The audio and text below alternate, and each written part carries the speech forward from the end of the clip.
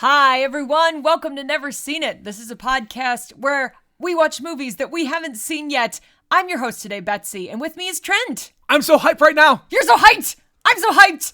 Let's get cranked. We're going to watch the 2006 movie Crank, ladies and gentlemen. We can't be hyped that much. I don't know how else to get there, so I'm just going to get there. This is a movie that neither of us has ever watched before. It's a movie, all right. I mean, it has a reputation. This was pretty popular at the time it came out, if I'm remembering correctly. But I don't know, we just haven't gotten around to seeing it, which is kind of weird for us because there's a lot of reasons for us to watch this movie. Which are? Well, you tell me, Trent, what do you know about Crank? It is an action movie starring the one and only Jason Statham. Back in the early 2000s when they were trying really hard to make him a solo star. Because he kind of was. My first introduction to Jason Statham was I don't even remember what year it came out, like 02, 03, The Transporter. That was a starring role for this guy. He was the only known person in that movie. And you know, it might have even been before that. I don't know. But I know one of the guys from the Fast and the Furious, the original Fast and Furious, is in the movie as the bad guy. In Crank? No, in the Transporter. Oh, well, we're not talking about the Transporter. I'm talking about Talk the Transporter. to me about Crank. So Jason Statham is the action star that we all know and love. I know Amy Smart is in the movie, which is a name that may not be familiar to a lot of people. It's not really to me, but I remember the poster with him on the thing, and Amy Smart is very prominent there. At least her name is anyway. I don't know. All right. I don't immediately know who that is, so I don't know the significance. She was one of the, mid-2000s blonde girls that they were trying to shove into a lot of stuff. So specific, because there was only, 3 of those to keep track of. Yeah, she was, let's just call her an American Pie reject. All right, then. Well, do you know anything about the actual plot of this movie? So the crux of the movie, my understanding, is that Jason Statham is either infected with something, or he has a condition, or there's something up with his body. A drug, a chemical, something. Something happens to him where he has to keep his heart rate up. Stop me if you've heard this before. He has to keep his heart rate up, otherwise he's going to, die. So it's basically Speed, yes, but inside his body. Exactly. And they made a sequel to this movie, which is almost like Speed 2 Cruise Control. Oh, God. Well, we're not there yet. So he has to just basically, for 90 minutes, be in action scenes? Is that what kind of movie we're about to watch? I think so. I'm very much hoping that it is going to be much like Shoot 'em Up in that way, where it is just fucking dumb action, and you're gonna have a great time. I'm also hoping this has aged okay, because we're now getting far enough removed from this kind of a movie at this time that this could be really cringy. We'll see, I guess. Well, I'm looking forward to some dumb action. You and I love a good dumb action movie, so let's get to it. We're gonna go watch Crank. We'll be right back.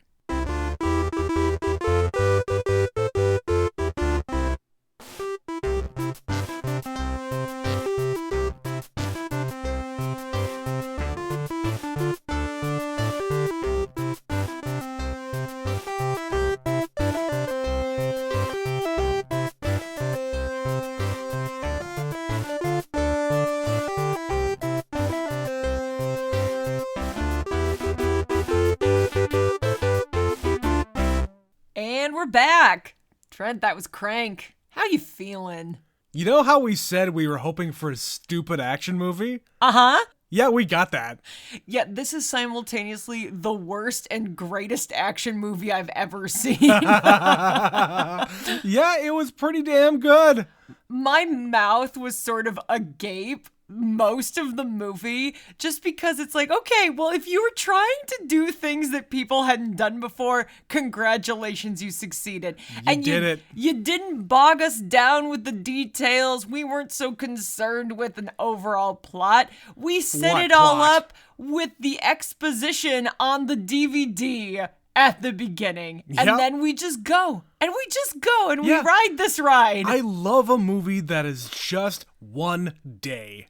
We've talked about this before, and there is an entire genre of movies that you could list a whole bunch of them, where it is literally just one day. Or a few hours. Or that, yeah. Yeah, there's something really compelling about just keeping it to a tight 90 minutes, where it's like, we're just going to do it in real time. We're not going to give you a whole lot of details because you don't need them. We're not going to bother you with like people's names and how they're connected. It's just mostly, here's this guy. Just watch this shit.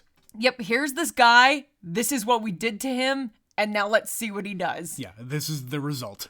Yeah, and it's both really funny, but also it's kind of awful. Like, it's both. Yeah. It is both things at the same time. That's and I can't quite wrap my head around it. They knew what kind of movie they were making, and they just went for it. Yes. They didn't care about quality. They didn't care about, like you said, plot or introducing people and like exposition and whatever the fuck else. It just starts. It's also like kind of low budget. Like, this is really like first filmmaker kind of a movie.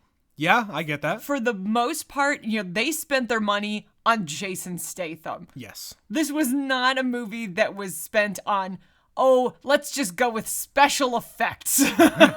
Because there are some bizarre choices in this movie as pertains to the special effects and the editing and all of that. It's just pretty wild. So Trent, where do you want to start on this one?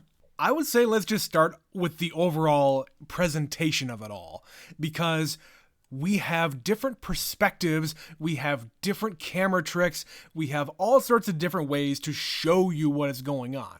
And again, that is what they're going for here. It is just a visual movie. Well, it's also drawing a lot of inspiration from like video games at different portions of the movie. Like the first thing when he wakes up, we are from his perspective. Yeah, it is a first person view. It's this weird first person, like you see arms, but you don't see a face. And I don't actually know how they did that, because clearly you have to have the camera center. Yeah. But it's a little different than having the steady cam, unless they just turn it around and you can actually accomplish it. But it's a weird way to start the movie. It's a little bit disorienting. Yeah. And then it like quickly turns into like Guy Ritchie light, where there's these weird over the top pauses and a lot of like angry rock music. Well, let's go back a little bit. You said it's got some video game references, and I read that some of the inspiration here was from Grand Theft Auto, and I did not get that. Other than like him stealing vehicles and like having shootouts in the middle of whatever. Other than those things, I didn't get any of the Grand Theft Auto stuff. I mean, that might be all it is. Like, I've never played them. I don't really know. I know that that's kind of the whole thing, is you just, like, shove people out of cars and take their cars. That's what they used to be anyway. But I guess in 2006, that's all there was. But in the modern Grand Theft Auto games, there's actually a story. And well, there's a story in the old ones too, but still. The thing that you do with the old Grand Theft Auto games is you fuck around, you get all your weapons, you steal cars, and you run around killing cops. So how is this not exactly like Crank? Because that's what he's doing. He's just running from scene to scene, and he gets weapons, and he gets things to keep him awake, and he steals cars, and it's just one thing into the next thing. Yeah, I get all that stuff. I just didn't get the vibe of Grand Theft Auto. I understand where they're coming from. There's a lot of inspiration you can take from that, but it's all just kind of frantic action, and, I guess that's a video game. Fine. Right, and I didn't really see inspiration from other specific properties, I guess if you want to call it that, like other movies or things like that. And they are clearly trying to have their own perspective here, because there is a lot of like dual camera shots. Like I was reading that there's two directors who wrote and directed this, and they had an A camera and a B camera. Mm-hmm. So they would have these wide shots, and then they'd have close-up shots. Yeah. And they both took one of them. Yeah, and there's all sorts of different like weird zooms and zoom outs and different perspectives and different camera angles. And you also have the split shot where they have two different scenes going on at the same time, especially when he's on the phone. There's a lot of him on his phone in this movie. Like I was reminded of that fucking Ang Lee Hulk movie where there's different scenes on screen at the same time. It's not quite a comic book, but it's frantic action happening in two different frames. I've literally seen that movie once, so I don't exactly get the reference, but I understand what you're describing. Yeah, and there's been a lot of different movies to do that kind of trick. Ang Lee was the first that popularized it anyway, so maybe that was the inspiration for that. But again, it is all the stylistic stuff that they were really, really trying to bang into your head. I just think it was a little incoherent because of all of the different shit happening. They were trying to do so much and be so ambitious on, like I said, a lower budget, because there are moments where, like, you can forgive some things for being in 2006. Like, okay, it's aged. We have different, better technology now. This would look better now. And so it just looks bad in retrospect. No, watching this would have looked bad in 2006. Yeah. Like when he starts going on the hunt for this Verona guy who was Mr. Exposition in the DVD, who's like, I got in your apartment and I killed you and gave you all the details. Like, you've got an hour to live. He's looking for him and he goes to this club. And when he starts kicking everybody's asses because he's hopped up on cocaine and decides that's what he wants to do. It's before he realizes what's going on for him. The building expands it kind and of contracts. There's like a warbling thing going on early in the movie. It especially is there when he first wakes up. And that whole motif of the warbling thing, it kind of disappears for the rest of the movie, except when he's starting to like fall back, when he slows down. It comes back a little bit, but there's just not enough of it to really be hammered into your brain. Right, and that's the thing. Because it doesn't happen that often, and I understand you're trying to convey to the audience what he is feeling. Yeah. But it just looked cheesy. And then some of the other stuff, like in the actual action scenes, at one point he steals someone's car and he drives through a mall. Yes. And he crashes sideways on an escalator. Which in and of itself is a really funny and good scene. Oh yeah, he's like on the phone with his doctor. Very, very casual conversation happening on his cell phone, just casually driving through a mall, through a bunch of stuff. Explain to me my problem. So you've been injected with this stuff, and this is the problem. And he's like scientifically explaining what it's doing and what he needs to do to resolve it. Doing all these inhibitors and blah, blah, blah, sciencey stuff. Adrenaline and epinephrine. He's using all these words. Meanwhile, there is literally a chase scene. So it's this weird mix of, it's definitely supposed to be funny. Yeah. And it is, but it's also just strange. So yeah, he ends up on his side going up an escalator in a mall, and he gets out of the car and is climbing on it, but clearly none of that is actually happening here. No, it's a completely fake car, and he is against like a green screen. It's very badly done. Yeah, the mosaic on it was really bad. And again, it is 2006, and I know you wanted to do that joke, but it's just execution. Oh, no. Why did you make that joke?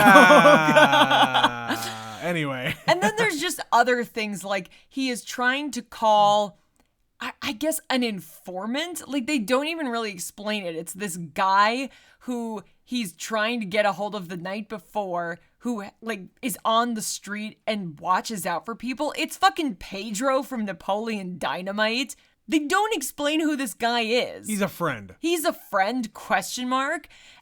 So he is like trying to get a hold of him, and at one point he calls him back and he has a bad connection, but there is a shot of the footage of his friend on the side view mirror in his car. It's one of these like blink and you miss it type things where I literally did miss it. We had to go back and you showed it to me, and it was like, it was like the footage of him on the street corner in the side view mirror as he's driving.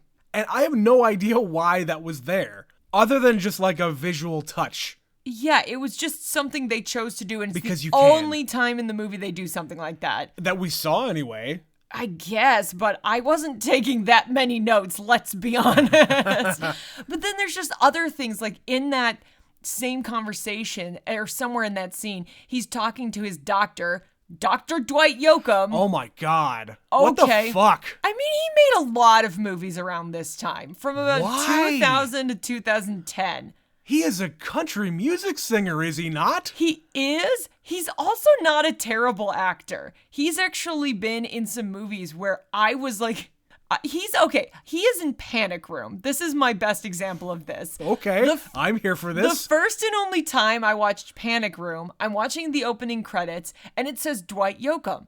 And now, anybody our age knows exactly who Dwight Yoakam is, but they imagine him in one specific way, and it is, he has a big fucking hat on, and it is kind of covering half of his face. Yeah, that was his shtick, I guess, for his country music career. So you can recognize the bottom half of his face. When he takes the hat off, he suddenly becomes unrecognizable. So I'm watching Panic Room, knowing Dwight Yoakam is in this movie, waiting for him to show up, and I'm waiting, and I'm waiting, and I'm waiting.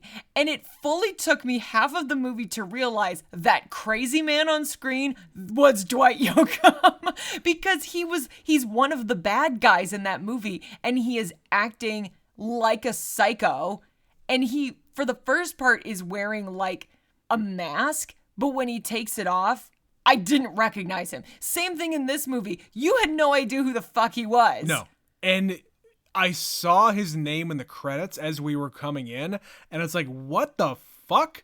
Like, okay, fine, maybe you have like a one weird cameo appearance as Dwight Yoakam that I know, but no, he has kind of a pivotal role here, and I don't know what your deal is, dude. He's his doctor, so of course, being a hitman, he has to have someone on call who can hook him up and fix him up and take care of him. Yeah. But yes, in this scene, he's on the phone with his doctor after the scene in the mall, and he's just basically telling him, you need to get to the hospital and get epinephrine.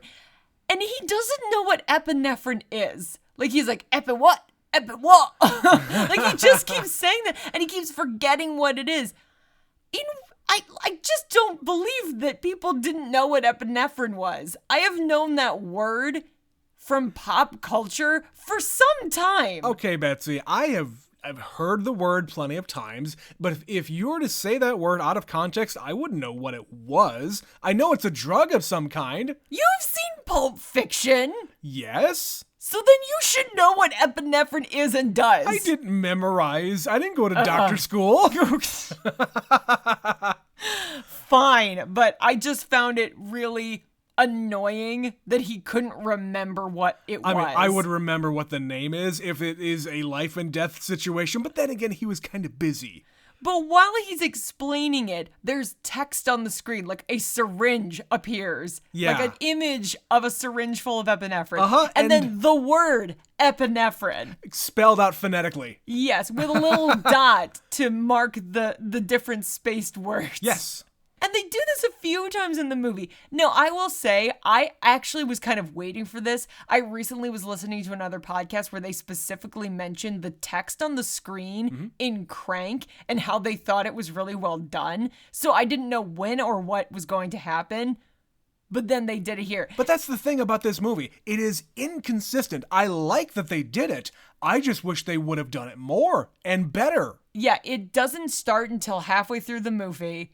They only do it a few times. Yeah. And then that's it. They're like throwing it in as extra jokes, but if you don't do it consistently throughout the movie, it's just kind of jarring when it happens. But that's everything in this movie. They do one thing one time, and then they move on. They had the joke, they had the thought, they wrote it down, and they wanted to do it, and they did it, and that was it. Yeah, and there's just all kinds of moments like that throughout this movie, like the whole storyline with his girlfriend.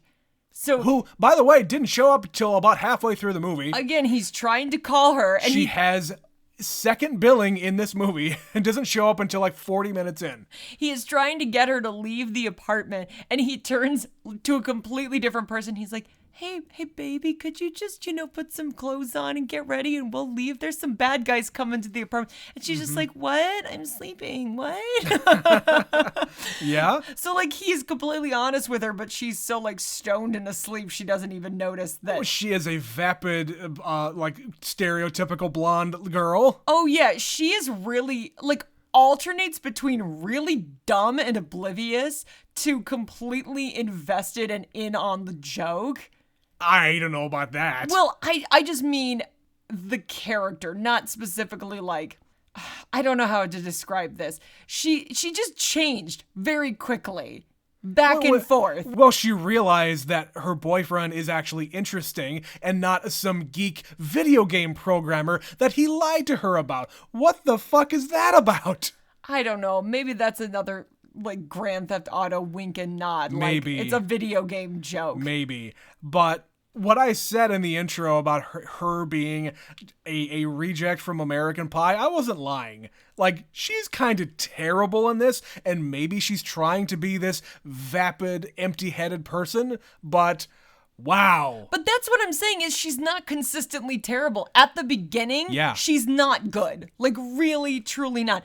But once she kind of finds out what's actually going on. When she has something to do. She gets invested. So, like, he tells her at a restaurant in Chinatown, this is what's really happening. He had gone on this hit, and he took out this boss, and now they're taking out him as revenge for it. But what really happened was he didn't kill the guy. He just told him to lay low, and he's going to get out of the business with his girlfriend. They're going to leave town. They're going to go away. Yeah. And she, of course, doesn't believe him and storms out, but he starts to collapse. So what do? He tells her, if you love me, let's have sex right now. Make love to me. Save my life. And she's not into it, and she's saying, no, no, no. But then she starts getting turned on, and she becomes so invested in this scene. It is fucking over the top. Like, everybody is staring at them while they fuck in the street, and they're cheering and applauding once he gets it in. And she's enjoying it. Like, yeah, do me, you bad, bad man in the street. So it's weird because she is terrible, but she is also perfect. Yeah, and I'm like halfway in and halfway out with her. Like you said, at the beginning, she's just, wow, is she just a dumb blonde? Like that stereotypical thing. And I don't know if that's her choice as an actress or if she's just a bad actress. I don't know. I think it's mostly that this script, again, is not very fleshed out because they kind of put this in because they need him to have a reason to leave.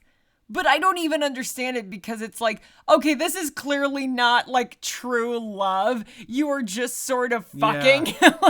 Yeah. I don't really get why you would completely leave your life of crime for this. And I don't think that's true. I don't think he's leaving the life that he's living for her. He's just telling her that. Just to say, I need a reason to give you, so here it is. Yeah. I suppose, but it's almost like we just put this in there because we wanted to have a sex scene. Yeah, we wanted to have this crazy, ridiculous scene, and I've heard about this scene. I had not. Other people. I was laughing really hard. Yes, you were. Again, mouth agape. Like, they're really going there. And another thing I read about this, that scene was done in front of a whole bunch of people. I guess they were extras. I don't know if they were just like rando people. That's too many people to be rando people. But I guess all of their reactions were genuine because they did not know what was going to be happening. I'm sure they knew, okay, you're here, you're filming a movie. This is a movie. There's going to be a guy, they're going to come out and they're going to have a fight in the street, but they didn't tell them what they were going to do after the fight. Yes. So yeah, there's just a lot of moments like that where they just really go for it. Like, there's another scene where he doesn't find the guy he's looking for, but he finds his brother. Yeah, he gets a tip about his brother going and having lunch somewhere. And he finds him in a restaurant. He makes dead eye contact with him and walks into the kitchen to get him to follow. And then he cleavers his hand off. Yeah. And the climax of the scene is he cut off his hand that was holding a gun, and he picks up that hand and fires the gun with the hand. After he tells him, wasn't that fucking awesome or something to that effect? Yeah, he's just like, wasn't that cool, the thing I just did? Right, which you know what? It was. I was not expecting that in one bit. So it's, again, just a lot of things like that where they had this list of ideas. Like, Yeah. what's something ridiculous we could put in? Let's have him burn his hand on a waffle iron. Yeah. Let's have him snort nasal spray. Let's have him get naked, put on a hospital gown, steal a cop motorcycle, and then ride it while standing up with his arms outstretched and crash it. Yeah. They had all of these things, these ideas written down, and then just like the movie we just watched, Tron, they sort of pieced it together around what they wanted to do. They weren't so concerned about a plot and a through line. They were just like, how do we get there? That was what was missing here. It was a through line for all of these different, very small vignettes to just have it on screen. I want to put this in a movie, so why not put them all in this movie? That's kind of how I felt throughout the entire thing. And that's actually, you have to respect the fact that they're just like, we don't need a reason. Yeah. The reason is very simple. It's this, and there you go. Mm-hmm. Look, we're not gonna bother with the details. Just enjoy. And I did. I enjoyed it. Yeah. All right, so some other moments that stood out to me. He goes to, I think it was his boss. They went to Carlito's house. Yeah, he's like somebody within this whole thing. The world, the cartel. I don't know. They didn't really thoroughly explain it, but he Doesn't shows up at matter. his house looking for this guy. And instead of having a normal scene, he jumps in the pool where this guy is under the water, and he gestures, go up. And the two of them then have a scene while they're treading water. Yep. And it was just bizarre. I don't think I've ever seen a scene like that in anything. Not. Now, people are in water, yeah, but where the guys are literally like having to tread water, like you said, kicking their legs, and like this is also him like trying to keep his heart rate up and whatnot, but where like their heads are almost hitting the water, he has to spit out water a couple of times, and they're just doing the thing. I think this is supposed to be a lot funnier than I found it, because I just found it so weird that I wasn't laughing. Yeah. But it's these two guys having a really serious conversation Sure. while splashing about in the pool. So yes, on paper, that is very funny. And I also read that Jason Statham wasn't very sure about taking this role, not because he didn't like it, but because he didn't think he was funny. Jason Statham is so funny because he doesn't play it to be funny. Yeah, he plays it straight, and that's what's funny about it. I have talked about this before in the movie Spy, where you're playing up against Melissa McCarthy, who's just the queen of comedy. Sure. And Jason Statham is playing completely straight. But he got to even get involved in, like, not improvising. I think he didn't improvise so much, but they gave him a bunch of different stupid lines to say. Yeah. And there's so many outtakes, and they're so fucking funny because it's him saying them. All right. So he's completely capable of doing comedy. And it's just weird because the tone of this movie, you can tell it's supposed to be funny. Yes. But also it's like, but is it? Yeah, I mean, there's a lot of really unfortunate things happening to everybody in this movie, and you would think that if you're, a sympathetic person and you're seeing these things happen, like, there's many people who get hurt and killed and whatever else. In the hospital scene, we got to talk about the whole hospital thing. But in the hospital, he's holding up a team of surgeons about to take somebody in for surgery. He's holding him up because he needs the drugs. And the dude, one of the guys from It's Always Sunny, Glenn Howerton, Yeah. this is then probably the first year that show was on TV. Yeah. So he would have been recognizable by this point. yeah, by some people, sure. But again, he's in there, he's holding him up and like literally holding up this surgery. Again, he's doing all these things in order to stay alive.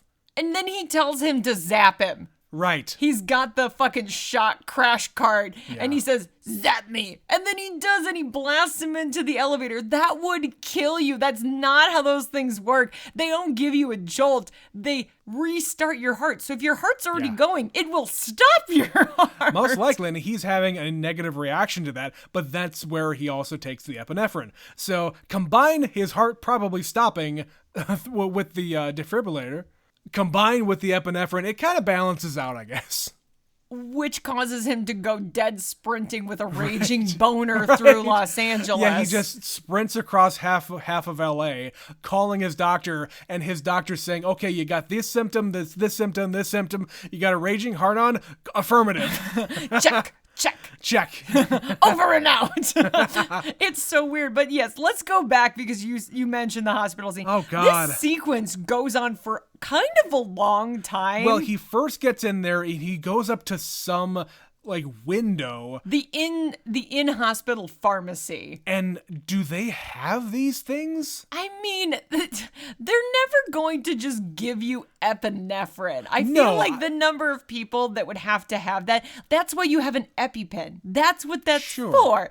But no, they wouldn't just have that to give to somebody. That's my question. Do they have in-house pharmacies and hospitals? I haven't spent a lot of time in hospitals, thankfully. Some do, yes. Okay. Like, instead of sending you down the street, you just go down to the pharmacy to get whatever prescription they gave you. Pay 15 times more at the hospital rather than Walgreens. Probably. But he's going to this window asking for the thing, and she goes to call the security guys, I guess. Because he's tweaked out and sweaty. But speaking of tweaked out, behind him, inexplicably, R.I.P. Chester Bennington from Linkin Park, one of the main singers from Linkin Park, is just there telling him, "Hey man, if you take this these saline nasal spray things, it'll get you high." What? Why did you need to be there for that, dude? I mean, it's the thing that people do when they're musicians, I guess. Sometimes you want to do a cameo, or you are asked to do a cameo, or you're just in the neighborhood, or you're friends with the guys. Maybe he's friends with the movie makers. He's probably friends with somebody. Probably. But I sort of recognized him, and then you started screaming, "That's Chester Bennington." Yeah. And, he's been gone since, God, he died 5-6 years ago. He's been gone a while. But this would have been peak Linkin Park time. Definitely. So he, again, would have been very recognizable when this movie came out. And yet that just kind of keeps happening in this movie. It does not make sense why he's in the movie at all, other than what we said. The fact that he is probably somebody's friend, and they asked him for a favor. "Hey, you want to be in my movie?" "Yeah, sure. What do I need to do?" Right. "Look like you and say this thing." You're done. But that just kind of kept happening throughout this movie. It's like, oh, it's him. Oh, it's Glenn. Why are these people here? What is this movie? Yeah. All right. I just had a few more thoughts before we start wrapping up. We've talked about the beginning of the movie where the dude, the bad guy, let's say, left a DVD with the words "fuck you" written on it. I would just like to know, for my own purposes, when did they have the time to record said video, take it to a computer, and burn a DVD video thing? I mean, they clearly were there for a few hours before this. Seriously, that right there. They also installed a camera, a hidden camera, Trent. The logistics of all of this doesn't make any sense whatsoever. But then again, it is 2006. All people really had back then were DVD players, and there was no other way to play media on a big TV for movie purposes, so I guess that makes more sense. But still, it bothered me sitting here in 2023. No, you're right. The logistics and the time that would have been involved, having been there in 2006, we know what that would have taken. Yep. For what you could assume he might never even watch. He could have just died. Right. He might not have ever gotten out of that bed. And you are literally leaving evidence of this person's murder there for anybody to just find. And they're there for 2 minutes. Yeah. So all of that was for nothing because he just got jacked up and left. Jesus. The only other thing that is really 2006 in this movie. Whenever we go to a new location, we are greeted with the name of said location and a screenshot from 2006 Google Maps. Yes. It literally says the word Google in the corner. They got licenses from Google in order to use this imagery. And this would have been, again, early days. People didn't have smartphones yet. People didn't have Google Maps. That wasn't really a thing you could just like go around and use. You had to go to the computer and print it out. It was a pretty new thing to have the satellite imagery freely available for everybody. And I mean, it was a cool thing. But not in the context of this movie. Not in the context of the movie. And by the way, those images were the real locations that they were shooting these scenes. Oh my God. It's so we could extra. just go. We could go. It's so extra and cheesy. Like it looked like a mistake. Like watching it felt like it wasn't supposed to be there. It was really low res, like the way Google Images used to be, Google Earth used to be, and now it's a lot better. But in 2006, it really dates this movie. If you are watching Crank and you would like to know how we used to get around, that's what it looked like. You had a shitty little map and you had directions that you had to print out on actual paper. Yeah, we used MapQuest, thank you. Yeah, Google Maps wasn't even the selected choice. Yeah. Speaking of being in 2006, this was very much the beginnings of the energy drink craze. Because not only is like Red Bull very prominent, but Rockstar is as well. All the way down into the credit scene, they have the can with the logo on it. Very prominent there. So yeah, definite product placement. Along with that Fuse energy drink. Did you see that? No. When he was robbing the convenience store, it was all over the shelves. No, I don't remember that one. He didn't drink any of it, but he definitely downed a bunch of Red Bull. And again, 2006 was a little bit after the introduction of a lot of this energy drink stuff. And now shelves are full of that shit. He couldn't get one of those 5-hour energy drinks? Was it too early for that? No, it didn't exist. Pretty soon after it did. That was like 2008. I was going to say, I remember it around the time I was in college. So. Yeah. Yep. All right. So by this point, let's just get to the end of the movie here. So he goes to his doctor, he patches him up a little bit, he gives him a temporary fix, but the long and short of it is, he's gonna die. The whole movie he's been told he's gonna die. That there's no antidote, there's no way to get it out of your system, this is some fucked up shit. And the best the doctor can do is dope him up, put him at peace, and he could just die quietly. He even says, can you let me do this for you? But like, it's not his style. You've been my best customer, and I respect you and everything else. Let me do this for you. You can just be done. But no, he doesn't want to go out like that. No, so he gets basically, what did they call it? It's like he basically rigs up an insulin drip to give him his own medical mix. Yeah. To keep him going. His little cocktail. And he's gonna meet up with the bad guy, and he says, "You're gonna give me the antidote," which is such a contrivance because we know it doesn't exist. Yeah. And they know it doesn't exist. Yeah, and it's very much a movie trope. Give me the antidote to the poison. Well, there isn't one, buddy. There isn't one. But the point is he's luring them there because he's made a deal with the other gang, with the boss he didn't kill. Right. And they all just take everybody out. Yeah, and there's a big shootout here, and there's this weird thing with finger guns. Yeah, so just being weird. This was kind of funny, but also strange. So, like, they're about to inject him with more of the shit they injected him with earlier. Yeah. And he, like, jumps back and he pulls out a gun, but it's not a gun, it's his fingers in the shape of a gun. And he's, like, pointing it, and he's doing it exactly the way you would in this exaggerated manner if you had a real weapon. And everybody's like, what the fuck? And he does the little, like, poo, like, with his thumb. Mm-hmm. And a guy actually dies because there is a whole gang with guns behind him. That just shows up without any kind of people noticing. It's the big reveal. But yeah, when you actually look at the layout of this scene, that is not possible. No! For 20 guys to just appear out of nowhere and not be noticed. Yeah, and there's a big-ass shootout, and, like, Carlito is cowering behind the bar, and there's this extremely grisly scene here where there's a grenade that gets thrown behind the bar, and there's one of his henchmen there. He's kind of a big guy. He throws the big guy on top of the grenade. He gets on top of the other guy, and it blows up. It's like, oh God, that was bad. Yeah, I did not like that. There was some visceral shit in this movie. And of course, he gets away. He goes up to the helicopter pad, but then Verona comes and says, "Who's the bitch now?" and shoots him, and then he's gonna get away in the helicopter. Which, by the way, we're watching a lot of movies featuring helicopters this month. I don't know why. It's just sort of what's happening in our lives. That was what was hot those years, I guess. I guess. So he gets on the helicopter. Chevy, which we haven't mentioned this whole time. Nope. His name is Chevy. Chev.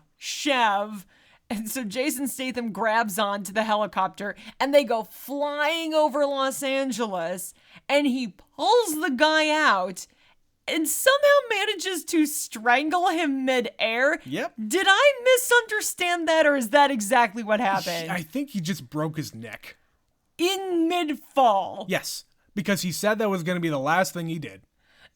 Okay. All right. Yeah, and they did, like, this scene looks so bad. Them falling, of all of the different effects that they're doing, they're basically on a blue screen and just suspended with a fan going. On wires. Yeah. They didn't jump out of any planes. They didn't try it. They didn't have somebody else try it. But of course, at this point, you're like, yeah, he's falling from the sky. He has no parachute. We all know how this is going to end. Or does it? Because he hits a car, bounces, lands on the cement, and the last shot we see is his face covered in blood. Yep. But he's blinking. Yep, he's blinking and his heart is still beating. Now, we obviously know there's a sequel to this. High Voltage. Explain to me how a man can fall from a helicopter and survive. It's a movie. I don't like it, but it's a reason. I don't care. It's not that kind of a movie, Betsy. Oh, fine. It is going to be what it is, and you're going to have to just accept it, Betsy. Well, fine. Do you have any thoughts about this movie before we put this one to bed? No, I think I've said my piece. It's a bad movie, but I liked it. And we've been wanting to do another action movie for a while. We're trying to get more action into the podcast whenever we have some extra days where we're not doing a series or whatever. But we've also been trying to do classic movies. But you know what? We need to throw in a modern one here and there. We like garbage once in a while. Consider it a palate cleanser. I don't know from what. All right. Well, we would love your thoughts about this garbage or any other garbage or not garbage. Whatever movies you would like to email us about, we would love to hear from you. Email us neverseenitpod@gmail.com. We do have such an email from our superfan Stephanie about a movie that was not garbage. It's Rocky. Yeah. She begins. I have watched this movie so many times. This is one of my father's favorite series. It has a lot of sentimental value for me. Yeah, it's a good dad movie, much like when we covered Top Gun and Field of Dreams. Like, it's those kinds of movies that dads love. Oh yeah, my mom, after we posted that, was like, "You've never seen Rocky?" And I expressed to her, if Dad had been into Rocky and we had Rocky, I would have watched Rocky. Sure. But we didn't have that movie. You know why? Because we didn't have it? No, I have no idea why we wouldn't have possessed it, other than it wasn't that high on his list. Like, if somebody had recorded it off of TV, in the age of VHS, and given us that copy, I still would have watched it. Sure. But I just had 0 copy, so thus I didn't see it. All right. It was an access issue. Yes, so my dad was not this dad. All right. She continues, I love how low budget it is. I love how sweet it is. I love Adrian and Rocky's relationship. This movie just makes me happy. And that's a sentiment that I did not expect out of Rocky, of all things, to have it be kind of sweet and sentimental. And yeah, I was not expecting that whatsoever. As I understand it, the series does not continue in that direction, but No. we'll find that out in the future. I agree with you, Betsy. A lot of 70s movies are too gritty and depressing for me. They seem void of hope. I like hope. I love this movie. I love you guys. From Superfan Stephanie. And we love you, Stephanie. Yes, I too like hope, but I do also like crap movies like Crank. Because sometimes you just want the opposite of that. You just want to put on a dumb movie and enjoy yourself for a while. Have a hot 93 minutes of just bullshit that you can turn your brain off. Yeah. I love a 90-minute movie. There should really be more of them. Yeah. But yes, thank you, Stephanie, for that email. We would love to hear from all of you. That email, again, is neverseenitpod@gmail.com. That means you, the one listening to this podcast right now. Tell us. Yeah, Scott, Dave, Bob. Why are they all dudes? Sarah, Beth, all of you. You should definitely email us. Once again, neverseenitpod@gmail.com. You can also find us on social media, Facebook, Instagram, Twitter. Reach out to us on there. You can also click the link in the podcast description and support the show by throwing us a buck. But most importantly, we would love if you go to where you listen to podcasts and rate us 5 stars, because that will help us grow this podcast and bring our nonsense to the masses. Yes. But with that, this has been another episode of Never Seen It. We're in the middle of our Hackers series, so we've got a couple more of those to go, a couple more random movies to go, and then June will be here before we know it. We don't know what we're doing in June. We literally do not know what is on the docket for June. We're figuring it out as we go, so look forward to any and all of those things. Tell us what movie you want us to watch, because you know what? Maybe we haven't seen it and we can cover it for the show. Yeah, suggest us whatever you want us to watch. Sometimes we've seen it, sometimes we haven't. We'll let you know either way. But with that, this has been Never Seen It. I am Betsy. And I'm Trent. And we'll catch you next time. Bye-bye.